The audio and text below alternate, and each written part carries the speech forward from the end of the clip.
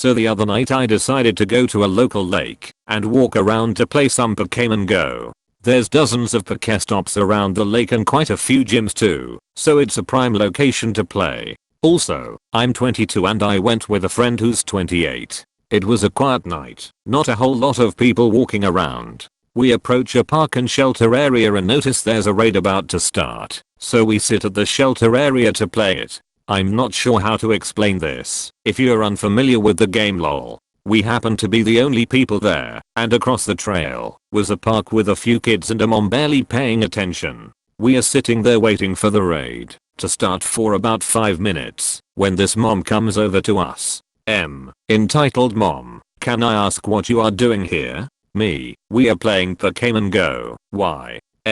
Well, it's pretty creepy you two adults are just sitting here near the park. You need to leave. Me, what? We are minding our own business. Maybe you should too. You are making me and my children uncomfortable. I don't know what that Pokemon Go is, but it sounds like an excuse to watch my kids. Me, well, we'll only be here for like 10 more minutes lady. We aren't watching your kids. Ridiculous. She then storms back over to the park and sits on the phone with someone. About 3 minutes later she grabs her kids and comes over again, yelling at us that now her kids can't enjoy the park because us creeps want to kidnap them. She also explained to her children, who both looked to be younger than 10, that they had to leave because we were going to hurt them. I was baffled and didn't even know what to say. It's a public trail, public park, public shelter, and on a lot of days there are dozens of adults playing Pokemon Go. It was so strange. Bear with me here, the title will make sense. You'll seem to like my last story about entitled Disney World guests, so strap in for round 2. One day I was working with Baymax. He's a squishy, lovable robot. There's a performer inside the costume, of course, who often has problems. In short, the costume is a pain and malfunctions quite a bit. I understand how this can be an inconvenience to guests, but I digress. Anyways, on that day Baymax had a super short line around 4 PM. There were no more than 5 to 6 families in line over a period of about an hour. So, when Baymax gave me the distress signal, I was concerned for him, but at least relieved that I wouldn't be disappointing people who had waited for hours to see him. I informed the line that Baymax needed to recharge his batteries immediately and he'd be gone for 20 minutes at the very most. I told them they were welcome to wait if they'd like. Anyways, 4 of the families in line shrugged their shoulders, said they'd come back later, and left. The family who was next in line was furious. The parents ranted about how they were next to meet Baymax, and they'd wasted all this time waiting to meet him, and that I could possibly keep them from getting just a quick picture. Entitled mom and dad tried to shove their kid past me. Keep in mind that I have no idea what's wrong with Baymax. He could be hurt, or sick, or something simply might be poking him in an uncomfortable way. I always treat distress signals as if they're life or death, because I have no idea what's going on. I stepped in front of the family, blocking them from Baymax, while opening the door for Baymax to get back to the break room. I'm sorry, folks, Baymax needs to recharge his batteries. It will be 20 minutes, maximum. You're welcome to wait. Entitled mom goes off on me, saying that this is ridiculous treatment for a paying customer, and that she's going to go straight to the front of the park to lodge a complaint. I'm not supposed to tell guests anything that's not magical.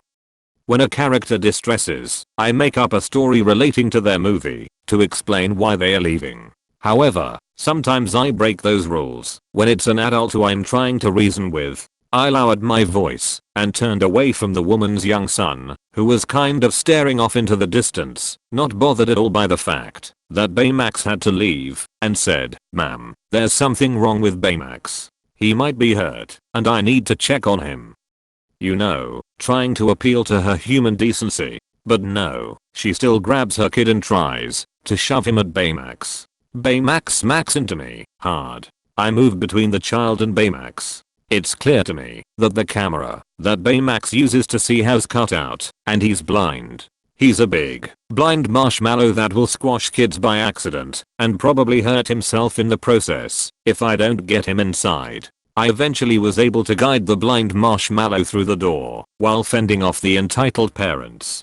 Baymax's camera was fixed in less than 5 minutes, and he was back out meeting guests in a jiff. Entitled mom and dad come back shortly after Baymax returned, screaming about how I said it was going to be 20 minutes, and demanding that I let them cut the line, which had 2 families in it. I refused, and told them that they could either wait the 2 minutes it would take in line or they could leave. Entitled mom made a big show about writing down my name. I told her to say hi to my supervisor for me, and to have the most magical day ever.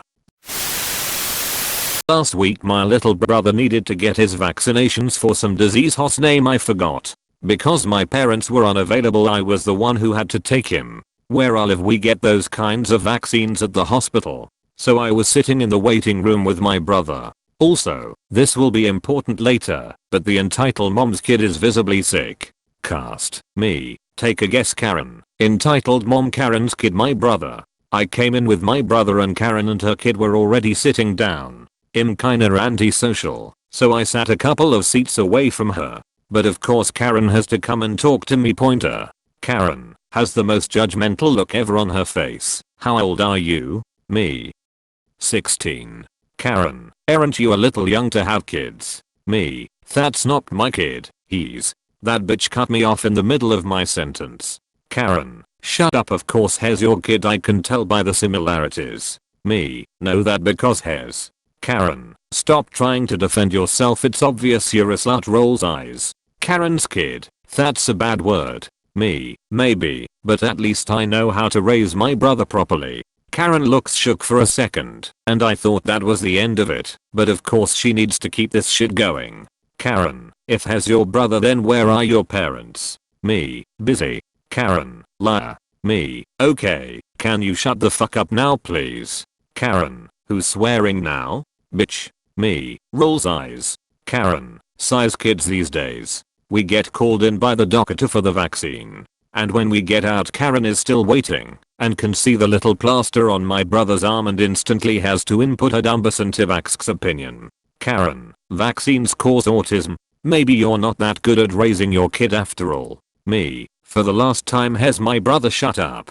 Karen's kid. Asterisk COUGHS asterisk. Me. Maybe you should have vaccinated your kid, because she looks hella sick. Karen is finally silent, and I get the fuck out to that place.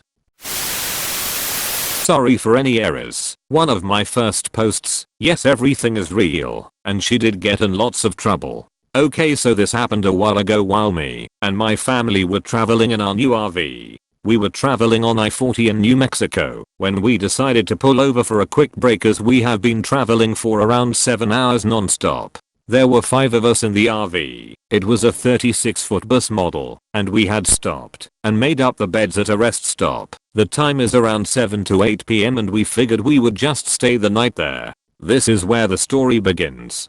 Cast. Me, MD, my dad, millimeters, my mom, M, entitled mom/Karen, Ek, entitled kid. We had pulled into the rest stop for about half an hour now and all the beds were made up. My sisters, both 11, were in the bunk beds and my parents were sleeping in the bed at the back. I was still up on my phone when there was a knock on the door. I went to go see who it was because we were parked in a truck spot and I thought we would have to move. When I opened the door I was confronted with a wild Karen. M. Hi, I was just checking out your RV and I was wondering if me and my kid could stay in it for the night. Me. I'm sorry but there isn't a lot of room and it's not my decision to make. M. Well it would be fine. We wouldn't be a bother. Not wanting to be rude I went and woke up my parents to see what they could do for her. Millimeters. Excuse me but what do you want? M. Me and my kid had to pull over early for the night and we were wondering if we could stay in it. We are really tired from driving and want to sleep. Millimeters. I'm sorry but there isn't enough room, and even if there was, we don't know who you are. At this point Karen's face had gone to fire red and her fists balled up.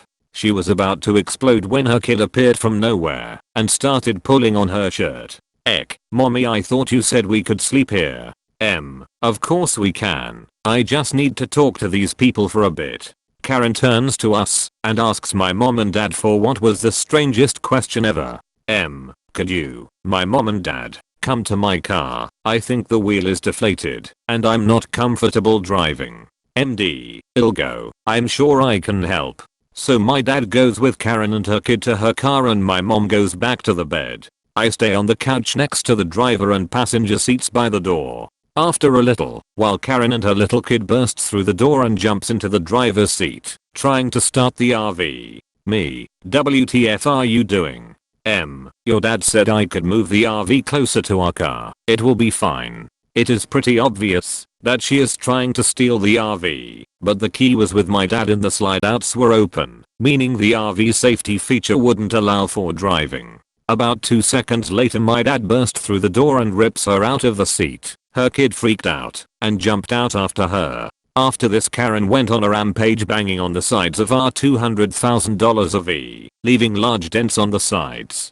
Fortunately a few truckers stopped at the rest stop, heard the commotion, and came running over and pulled her away. We called the police and pressed charges, eventually forcing Karen to pay for the damages. Later my dad told me that she was driving a brand new Mercedes with no issues, and she was not in any financial issues. None of us know why she tried to hitch a free nap in a private RV, as there was a hotel no more than 3 miles down the road. We did have to cut our vacation short as she damaged the water inlet, but it was still worth it to know she had to pay for the damages. TL. Doctor, Karen tries to steal an RV full of people and gets arrested.